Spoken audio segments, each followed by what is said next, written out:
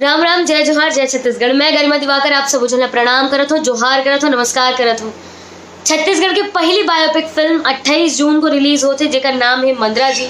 मंद्रा जी कौन रही से, मंद्रा जी का करत रही से, मंद्रा जी के का इतिहास है, रवेली नाचा पार्टी का है, ओकर पीछे के का इतिहास है। ये फिल्म हवे हम छत्तीसगढ़ियान तो हमारे कर्तव्य बनते कि हमारे छत्तीसगढ़ के अतका बड़ पुरोधा के फिल्म बने तोला देखन, ओकर बारे में जानन, हमन है छत्तीसगढ़ के इतिहास में ओकर नाम सुनतन। तो ये फिल्म बहुत बड़े माध्यम है कि हम मंद्रा जी के बारे में जान सकन। तो ये फिल्म ला जरूर देखू। एमा मुख्य किरदार जो निभाए है, मंद्रा जी किरदार निभाए है करण खान जी, जो कि बहुत ही अच्छा किरदार ला निभाए है। आप मन ट्रेलर में देख सकत हो, तो आप मन जरूर ये फिल्म ला देखू।